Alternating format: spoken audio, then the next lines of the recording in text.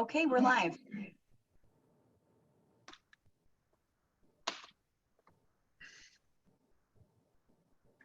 Thank you. Good evening, everyone. It's 7:01 p.m. on August 24th, and I'm calling this regular meeting of the Silverton Board of Trustees to order. Kelly, if you'd please do the roll call. Trustee Barella? Here. Trustee Harper? Present. Trustee Weigert? Here. Trustee Bierma? Here. Trustee Lashley? Here. Mayor Pro Tem Barney? Here. Mayor Furman? Here. Administrator Ryder, would you like to lead the Pledge of Allegiance? Yes, Mr. Mayor. Thank you. I pledge allegiance to the flag of the United States of America and to the republic for which it stands, one nation, under God, indivisible, with liberty and justice for all.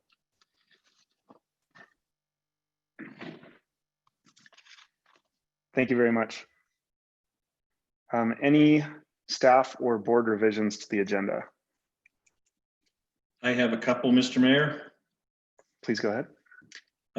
We will be eliminating the fire and EMS presentations to be scheduled hopefully at the next meeting so that they can provide financials and formal presentation ahead of board meeting for the board to review.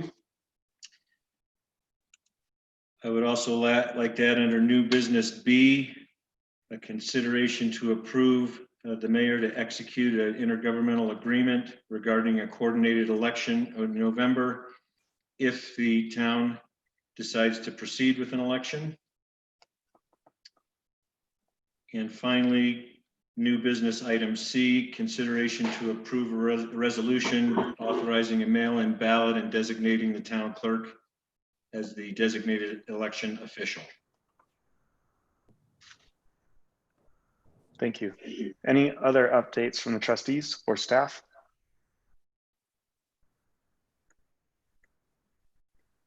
All right. Oh, sorry, Mr. Mayor. I just had a short reading.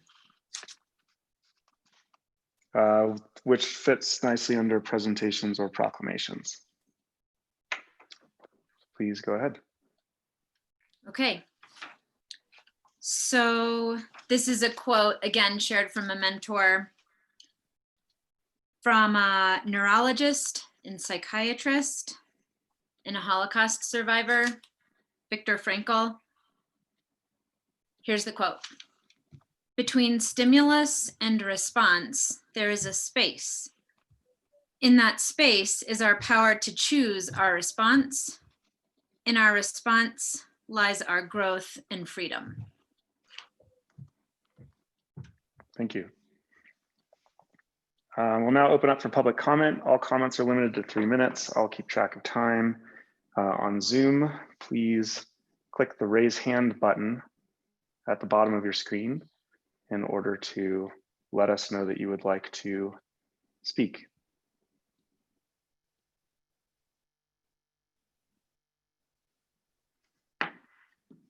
All right. Moving along, any comments, questions, edits to the consent agenda items? And if not, I would consider a motion to approve the consent agenda.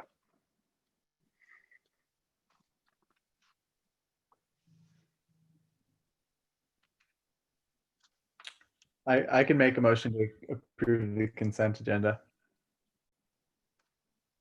I'll second. Thank you. Kelly, roll call, please.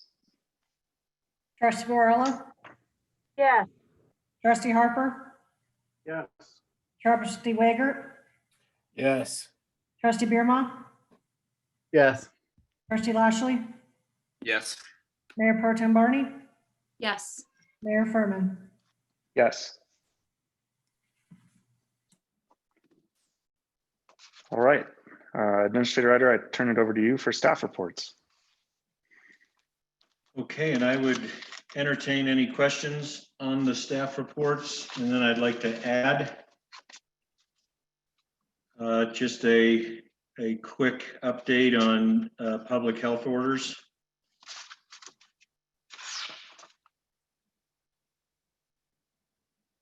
And if there are no questions, I can move immediately to that, Mr. Mayor. Yep, that sounds good. Thank you. Okay, I think the most significant one of two is that the state has changed the date of alcohol sale limits from 10 p.m. to 11 p.m. So I'd like to note that will impact obviously some of our businesses. And they've also made changes to their definition of a vulnerable individual in the COVID crisis. As you know, a vulnerable individual needs to take extra precaution against exposure to the COVID.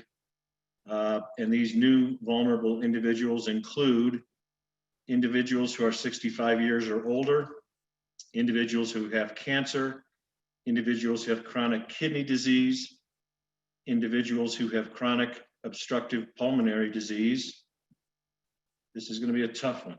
Individuals who are immunocompromised, individuals who have a body mass index of 30 or higher, individuals who have serious heart conditions such as heart failure, coronary artery disease, or cardiomyopathies, individuals who have sickle cell disease, individuals who have type 2 diabetes mellitus, or individuals determined to be high risk by a licensed healthcare provider. I have forwarded these new guidelines just to be sure to the Public Health Office, Becky Joyce and Jim Donovan.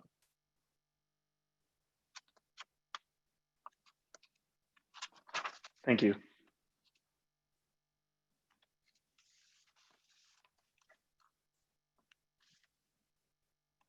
All right, moving right along to committee reports.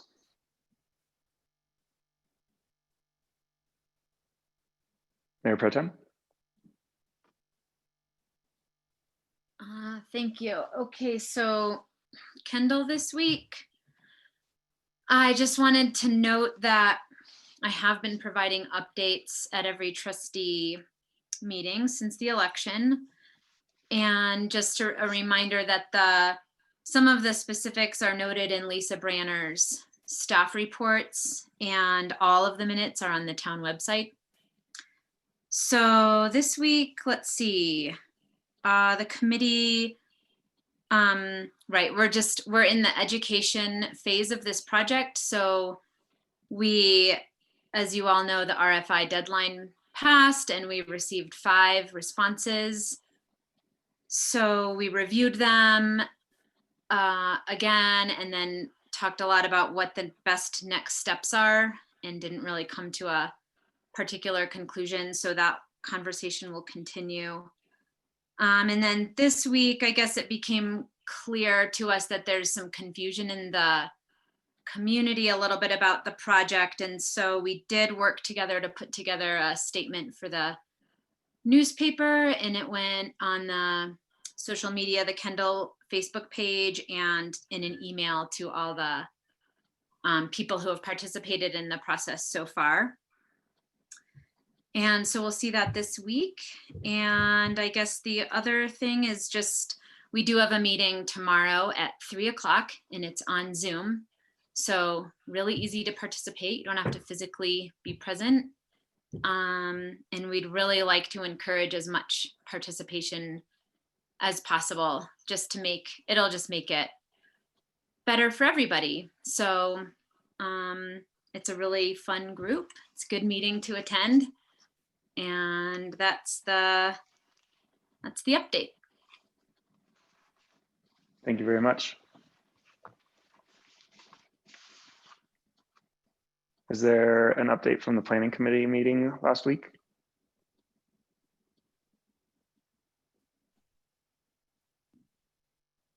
Planning commission, rather. Mr. Mayor, we did not have a meeting.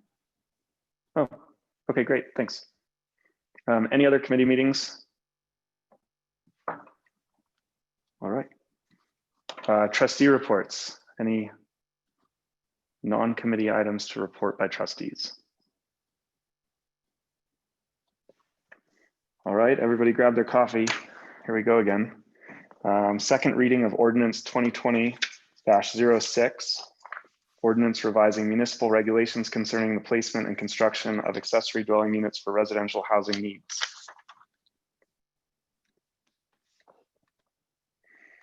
Whereas pursuant to the authority conferred via CRS section 31-23-301, the town of Silverton, through its Board of Trustees, is empowered to regulate and restrict the use of buildings, structures, and land for use as residential or other purposes within its statutory jurisdiction, so long as such restraints are determined necessary to promote the general health, safety, and welfare of the community. And whereas through such authority, the town has held that the use of accessory dwelling units, ADUs, for long-term tenancy to address the town's housing needs may be permitted after approval has been granted through an established use subject to review application process. And whereas the town has witnessed an increased interest by property owners in constructing new ADUs and remodeling existing structures to provide ADUs. Whereas the town board has acknowledged the growing need and community requirements to provide affordable long-term housing for the elderly, local workers, and extended family. And whereas the town staff has provided recommendations on these regulations to the Planning Commission, who has reviewed and considered potential effects of ADUs on the community and found allowing ADUs to be beneficial to the town's economy to address housing needs, and that allowing ADUs promotes general health, safety, and welfare of the community while preserving the historic character and scale of town. And whereas the town board has held public hearings and required readings on this ordinance on the following dates. First reading, August 10th, 2020. Second reading date, August 24, 2020. Adoption date, and I think this is presumed in the draft, August 24, 2020. Publication date is blank. Now therefore be it ordained by the Board of Trustees of the town of Silverton, Colorado. 1. Municipal Code Section 16-8-80 is hereby repealed and replaced with the following. A. Purpose. For the town of Silverton to adopt a policy that promotes and encourages the creation of legal ADUs to increase available long-term housing while minimizing any increase in infrastructure maintenance and while retaining existing neighborhood character. B. Definitions. Accessory means that an ADU is subordinate to and smaller than the primary structure on the same parcel, and ADU is the general term for an accessory dwelling unit, including but not limited to carriage house, miner's cabin, granny flat, and outbuilding. An ADU provides complete independent living facilities for a limited number of persons. It shall include permanent provisions for living, cooking, eating, sleeping, heating, lighting, electric, water, and sanitation on the same parcel as the primary structure. The ADU shall meet all requirements as a habitable residence per provisions of the currently adopted building codes and all other applicable ordinances, and it shall receive a certificate of occupancy prior to becoming a legal ADU. Applications for ADUs will be reviewed and may or may not be permitted on a case-by-case basis based on compliance with this ordinance. C, review process. ADUs require a town use subject to review application, which shall first be reviewed by the town staff for completeness and compliance with the application with the applicable regulations. A site plan, utility plan, building plans, and a text description of the project shall be submitted by the applicant along with the town use subject to review application form and an adopted fee. Additional copies and reasonable additional submittal items shall be submitted as required by the town staff to adequately evaluate the project. Property owners within 300 feet of the proposed ADU parcel's exterior boundaries shall be notified by mail by the town staff using pre-stamped, pre-addressed envelopes submitted by the applicant. Once determined to be complete, the application shall be reviewed by the Planning Commission for compliance with this section, with its recommendation and any conditions of approval forwarded to the Board of Trustees. If an ADU application complies with all of the provisions of this section, related regulations, there's a typo with an extra comma, and there are no material concerns expressed in writing by adjacent landowners, then the town staff may exempt the ADU application from Planning Commission and Board of Trustee review. If the application is not exempt and after Planning Commission review, the town staff shall schedule a public hearing for the Board of Trustees to approve with conditions, table, or deny the application. Public notice shall be given a minimum of 10 days in advance of the public hearing by publication. Any ADU application that does not fully comply with all provisions of this section shall automatically be subject to review by the Planning Commission and Board of Trustees. Requests for variances to the Chapter 16 zoning are required to be reviewed by the Town Board of Adjustment. D, occupancy. The maximum number of persons occupying an ADU shall be based upon the latest adopted building code per square footage occupancy calculations. As of the date of this ordinance, ADUs from 400 to 700 square feet are allowed an occupancy of up to 3 persons. ADUs that are 400 square feet or less are allowed up to 2 persons, with exiting and fire protective measures and/or upgrades as required by the town building inspector. E, density. ADUs are not a unit of density. They're an accessory use in conjunction with the primary structure. A legally conforming parcel may be permitted for one ADU. F, lot size. Minimum parcel size shall conform to the zoning district requirements. G, setbacks. Side lot line setbacks and rear lot line setbacks shall conform to the zoning district minimum requirements. ADUs shall be located in a subordinate location on the parcel in relation to the primary structure. ADUs that are to be newly constructed shall comply with all required setbacks. ADUs proposed in existing structures are not required to meet the setback requirements. However, when reasonably feasible, as determined by the town staff, non-conforming alley setbacks shall be increased. If the approximate setback distances cannot be determined, then the town staff may require the applicants to submit a survey or an improvement location certificate, ILC. ADUs shall be located a minimum of 10 feet from any existing or proposed propane tanks or as otherwise required by IBC and NFPA standards. New construction and proposed additions to existing structures being converted to ADUs shall conform with the current minimum setback requirements. H, unit types. ADUs shall be detached from the primary structure. ADUs may be located in conjunction with an existing garage and or accessory outbuilding. ADUs contained within a primary structure are not permitted. ADUs shall not be attached to the primary structure. However, an existing structure which is already physically attached to the exterior of the primary structure may be converted into an ADU after being reviewed by the Planning Commission and approval by the Board of Trustees. I, ADU in existing structure. An ADU that is to be located within an existing structure may require foundation improvements to accommodate the adaptive reuse and conversion into an ADU. The foundation work typically includes footings and foundation walls for crawl space or a basement. The footprint of the foundation work shall not exceed the footprint of the existing structure above, where the lot line setbacks are non-compliant. If the work requires the temporary moving of the existing structure, it may be placed back into the same historic location and elevation upon the completion of work. However, if the non-compliant setback from the alley can feasibly be increased, then the structure shall be replaced to cause the maximum possible compliance with the then current minimum setback requirements. The requirements and interpretation of these provisions and the site-specific feasibility thereof shall be as determined by the town staff.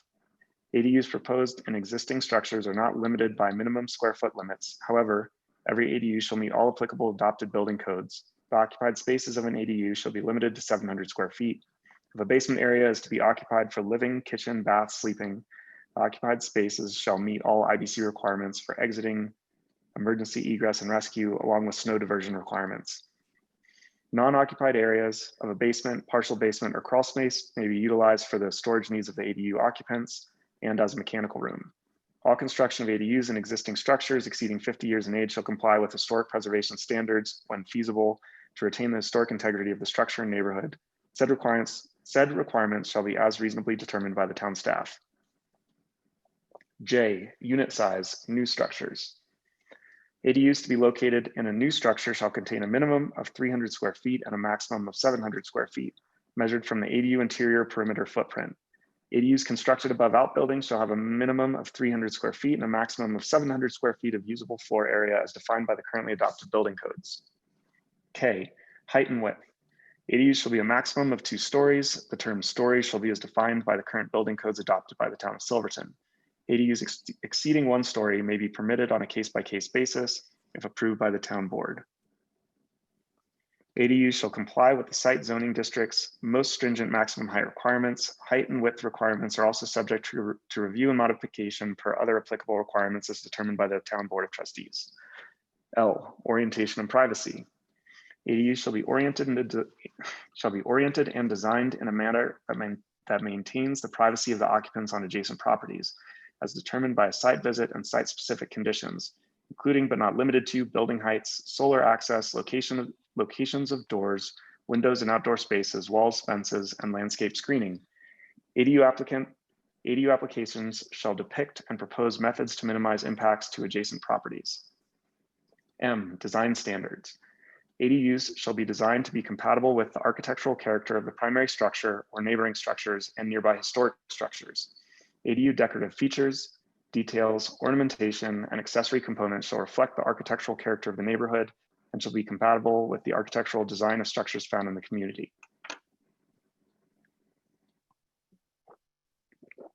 N, access. ADUs shall have an individual exterior entry with direct pedestrian access to a public right-of-way. Provisions for maintaining safe exiting from the ADU and to the public right-of-way during all weather conditions shall be addressed. O, parking. ADUs shall have no off-street parking requirements. The applicant shall note the availability of 2 on-street parking spaces that are adjacent to the parcel with the intent of protecting parking availability for neighboring properties. No posting reserved parking for the ADU or the primary structure is allowed. P, utilities, billing, and ADU address. ADUs shall have separate and independent billing for sewer, water, and refuse services, unless exempted from this requirement by the Board of Trustees. Electricity, heat, phone, internet, and other utility services shall be designed so as to allow for the continued use of the primary structure and or the ADU when one is not occupied, as well as meeting the requirements of the service provider.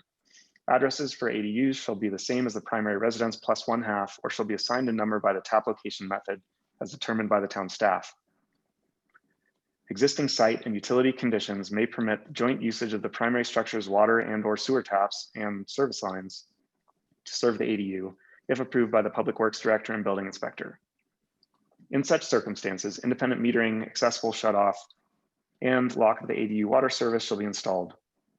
The applicable standard residential service fees for water, sewer, and refuse shall apply to all ADUs. If a new water tap is required to be installed on the water main for the ADU, as determined by the Public Works Director and Building Inspector, then the applicable water tap fee and water plant investment fee shall be paid. If a new sewer tap is required to be installed on the sewer main for the ADU as determined by the Public Works Director and Building Inspector, then the applicable sewer tap fee and sewer plant investment fee shall be paid. Q, ownership and use.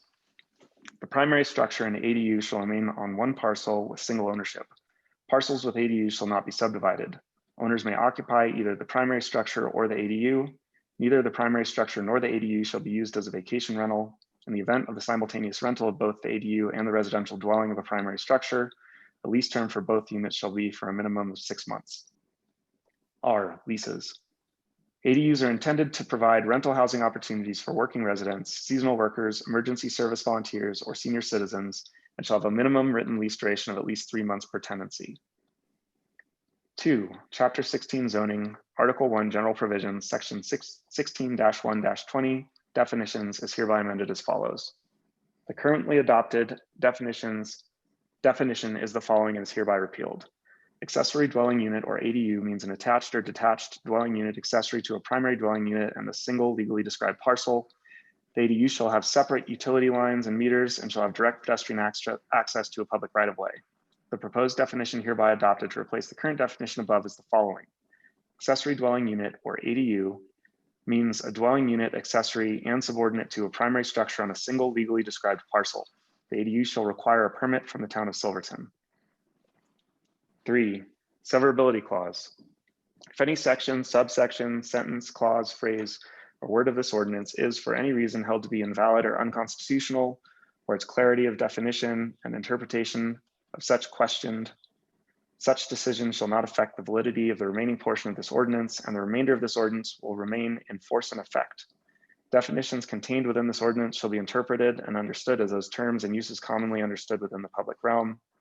4, effective date. This ordinance shall take effect and be in force on the 30th day after it has been published.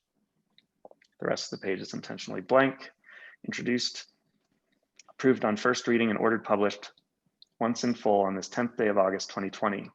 Introduced and adopted on second reading on this 24th day of August 2020, Town of Silverton, Colorado. Signed by Jane Furman, Mayor, attested by Kelly Freeze, Town Clerk. No signature lines are blank.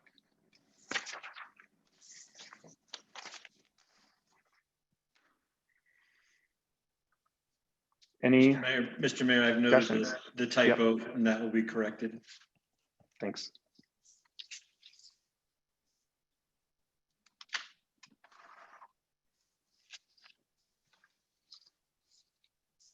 Any comments, questions, or discussion?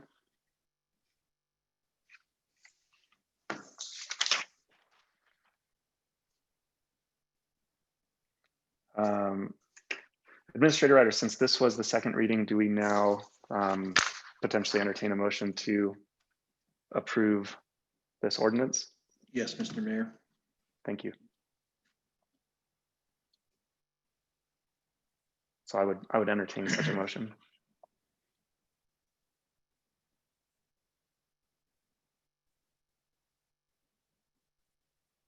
Trustee Lashley. All right.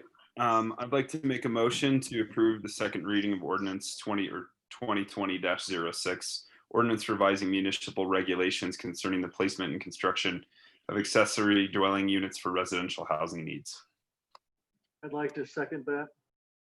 Thank you, Trustee Harper. Kelly, if you could do the roll call, please. Trustee Barella, No. Trustee Harper, Yes. Trustee Weigert, Yes. Trustee Beerma, Yes. Trustee Lashley, Yes. Mayor Pro Tem Barney, Yes. Mayor Furman. Yes. Trustee Barella, would you like the record to reflect the reasoning for the no, or just to leave it at no? It was all clearly stated at the last meeting. A no vote is fine. All right, thank you. All right, moving on to new business. A, consideration to approve use subject to review application for Brian Luther in the Avalanche Hazard Overlay District, Mineral Street between 12th and 13th, Lot 8 and 9, Block 18. Administrator Ryder, is this something you'd like to provide a quick overview for, or is Planner Adair wanting to present? Planner Adair is available. I think the main concerns which have been addressed, and I would invite, and she's on the panel as well, Director Adair. The main concerns were that this was in a blue zone, avalanche zone, but the applicant has agreed as a contingency of approval to engage an avalanche specialist engineer to offer advice on the design of the building so that it can meet safety standards being in that zone. Otherwise, it's a project that's been approved by the Planning Commission and recommended by Director Adair. The applicant has been very cooperative in addressing the contingencies and the concerns. And with that, I would turn it over to Director Adair for her input and anything else she'd like to highlight. Thank you. Can you hear me? We can. I'm sitting here with the applicant, Brian Luther. We're here to answer any questions you have. This is a proposed mixed-use building in the blue zone of the Avalanche Hazard Overlay District. The applicant, the Planning Commission, and myself, we are all in agreement with the proposed conditions of approval, and I would recommend that you can consider making a motion to approve this use subject to review application for an avalanche hazard development permit for Brian Luther with the 13 conditions of approval that are on page 6 of your staff report. So moved. Mayor Pro Tem? I'll second. Well, yeah, I just wanted to say thanks, Lisa. It was a really thorough and complete report for our packets. You're welcome. Thank you very much. It sounds like, unless anyone wants to raise their hand, we have the motion which has been seconded. And who was the second again, please? That was Trustee Lashley. Thank you. Kelly, roll call, please. Trustee Barella, Yes. Trustee Harper, Yes. Trustee Weigert, Yes. Trustee Beerma, Yes. Trustee Lashley, Yes. Mayor Pro Tem Barney, Yes. Mayor Furman. Yes. Well, thank you very much, Planner Adair.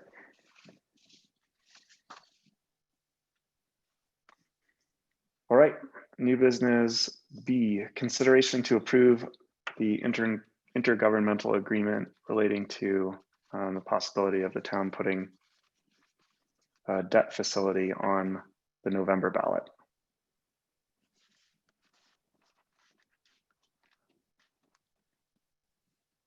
If I may, I apologize for the late delivery of this document.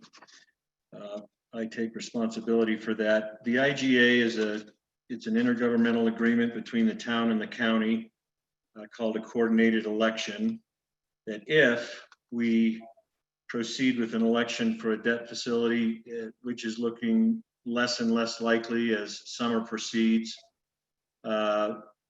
the county clerk will assist in a significant way the running and coordinating of this election. This agreement is fairly standard. It's been used before in a general election with the town, but it just sets forth the responsibilities of our town clerk and the county clerk, cost sharing or cost reimbursement rather, if in fact we ran an election, and other schedule items and details about how the election will run.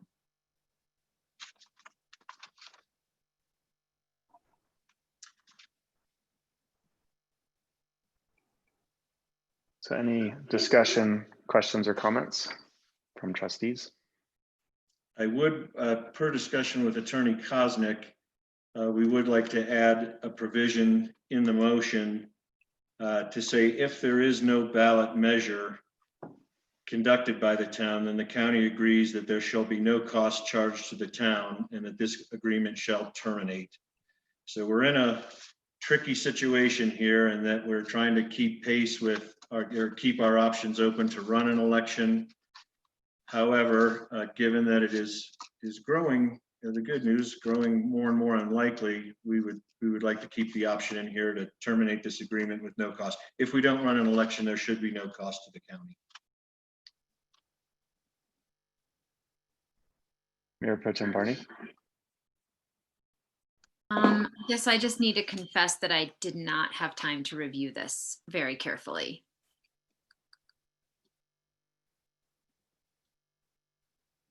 And again, I apologize, Mayor Pro Tem, for the late delivery.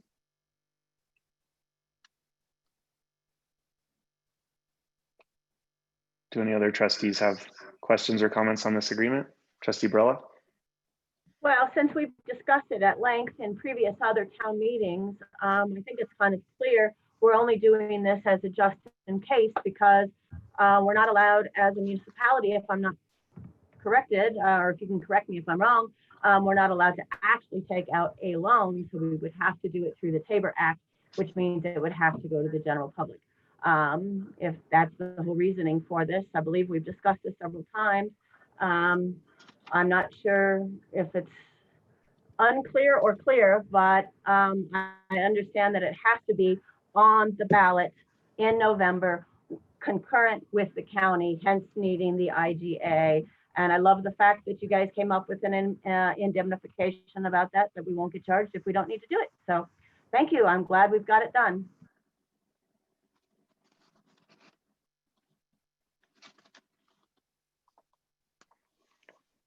You did send that deadline schedule as well, but I didn't read that portion very carefully yet. Is there, at what point does the town have to actually commit to putting something on the ballot and having details about what that might be?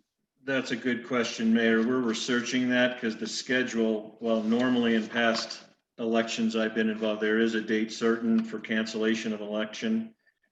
It's not in this schedule. We'll be researching that and provide you that answer. Thank you.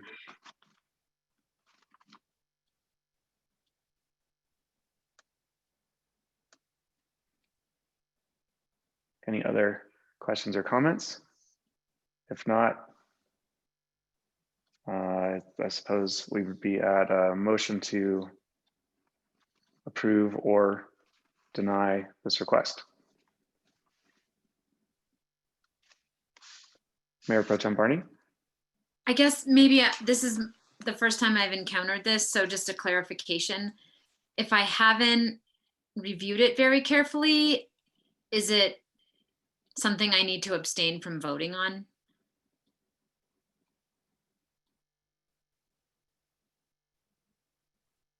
I mean, I think that's completely your choice and understandable if you choose to abstain. I don't think we have Attorney Cosmic on to just double check, but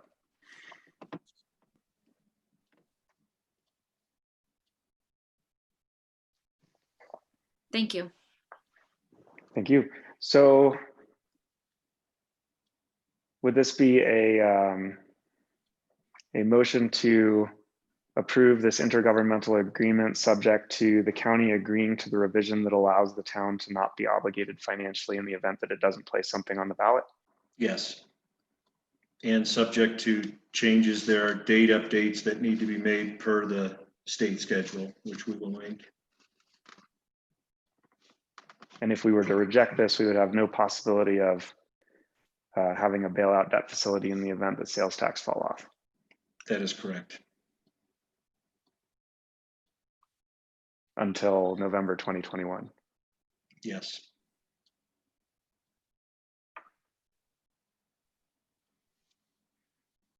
Do I hear such a motion? So moved. Trustee Harper? Mr. Mayor, what are your thoughts on this? I think that trying to run through this process with the county and asking the county to review and approve and get their attorney to review in such short a time frame is unfortunate, but it seems like as long as the town isn't going to be held accountable for its portion of the capital needs for the election, if the town chooses not to put something on the ballot, that this would be a good hedging move to make sure that the town has a backup plan if our finances become more dire than they are today. Thank you.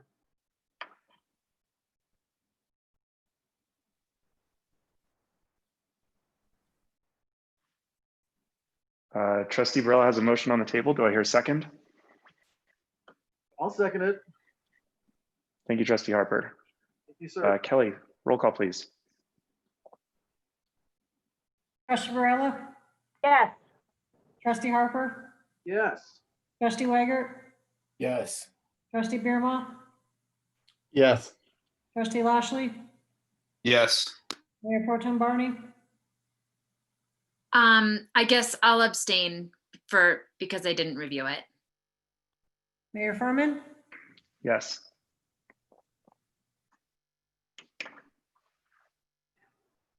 Thank you. Moving on to new business C, consideration to approve the mail-in ballot. Sorry. The mail-in ballot plan for this November.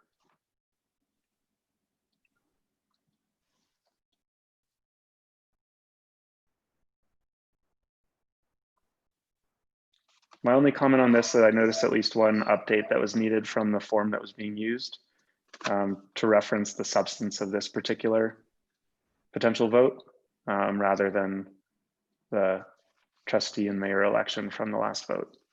Yes, thank you. That change will be made, Mayor Furman. Appreciate that.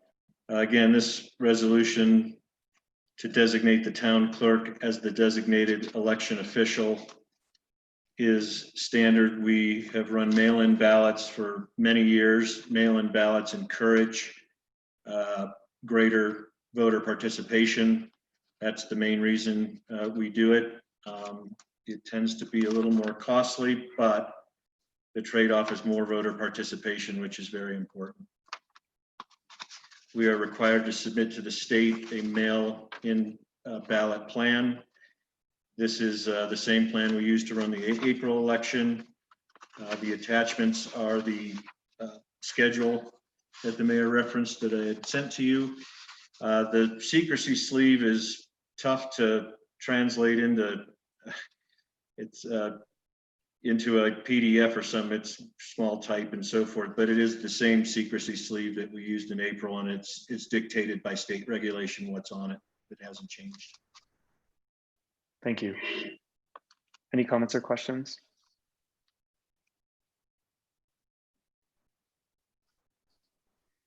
In that case, I would entertain a motion to approve the mail-in ballot plan as revised pursuant to Administrator Ryder's notes.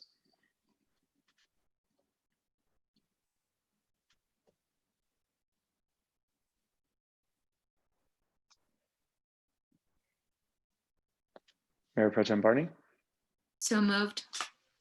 do you feel comfortable moving if this is similar in nature to the other one where I know, you I might thought be about that. abstaining? I see the calendar. It's a little easier for me to review. This is But actual mail and ballot plan. It's like a 2-page like document. Oh, Up to you. yeah, no, great, thanks. Then I have not reviewed that and I would prefer not to move. Thank you. So Trustee moved. Birma. Thank you, Trustee Barella. Just for clarification, is this under the same time constraints as the deadline being basically tomorrow? Approval is required today. The mail-in plan's not due till August 31st. But we didn't, I felt if we could approve tonight, it wouldn't require a special meeting. So we have a motion on the table from Trustee Barella. I'll second it. Let's go. Thanks, Trustee Harper. Kelly, roll call, please. Trustee Barella, Yes. Trustee Harper, Yes. Trustee Wager, Yes. Trustee Birma, I think I'm gonna have to abstain on this one. I did not get a chance to read through it. Trustee Lashley, Yes. Mayor Pro Tem Barney, Abstain. Mayor Furman. Yes. Thank you, and I would like to let the board know Kelly and I are now in possession of the election calendar. It comes fast and furious. The most important is to research the deadline for cancellation, which in my experience is normally in this election calendar, but is not, because that will set a hard deadline that we need to look at. It's going to be tricky because, you know, we're looking forward to good numbers in September on July sales tax, but it's a cat and mouse as we go forward. But we've got the election calendar. I again apologize for the late delivery of the documents and respect those who abstained, but we are on it and will endeavor to give you plenty of time to make decisions. I will report back what the cancellation date is and back up from there as to the deadlines that we're going to have to meet if we decide to run or not. So thank you. Thank you. So we will now open up the meeting for our second public comment period. Comments are to be limited to 3 minutes. In Zoom, there's a raise hand button at the bottom of the screen. If you would like to speak, just click on that button and we will enable you to speak.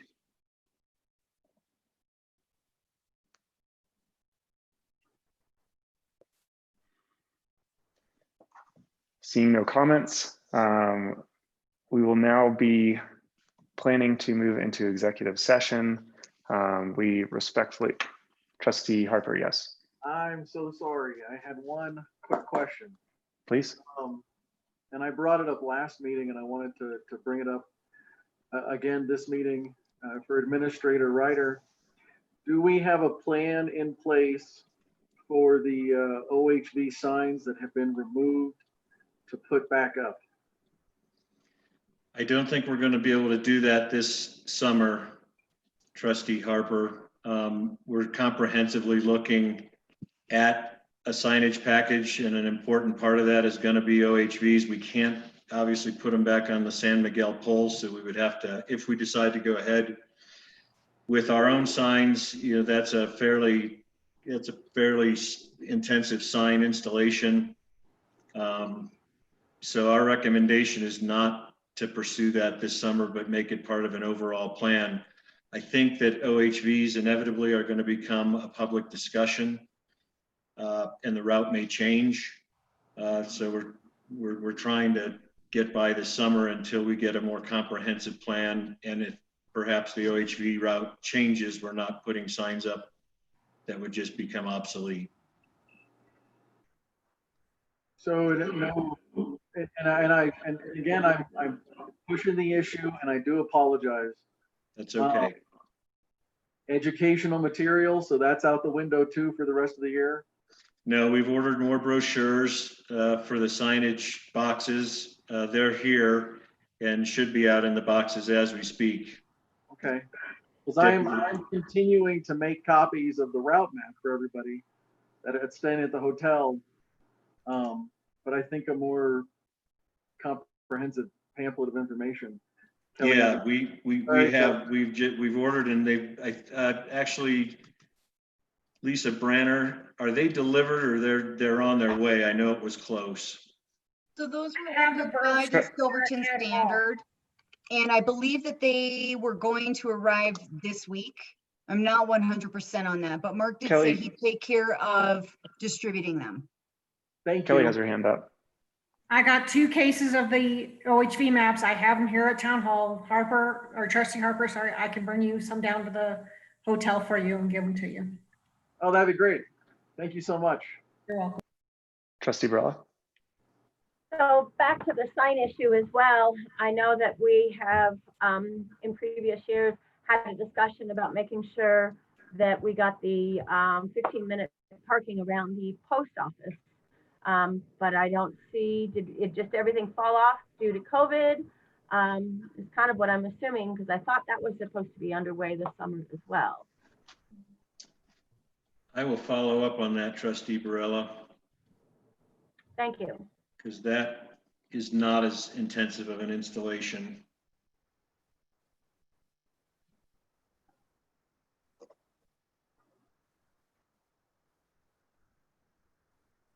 Thank you. Thank you, Administrator Ryder. Thank you, Mr. Mayor, for that. Thank you. Yeah, thank you.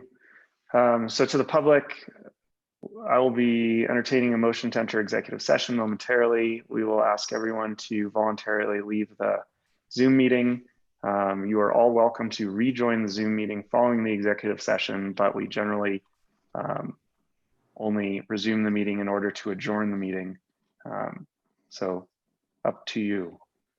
With that said, I would entertain a motion to go into executive session for the purpose of discussing personal matters regarding the town administrator's duties pursuant to CRS section 24-6-4024 FI.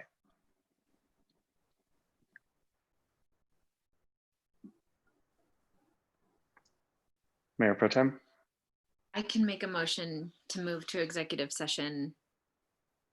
I just may need the language here. I read the whole thing so that you could just say I so move. Yeah, I so move. Thanks. Second. All in favor? Aye. Thank you. All right, if everyone still on the call would please voluntarily leave. That would be very helpful. Thank you.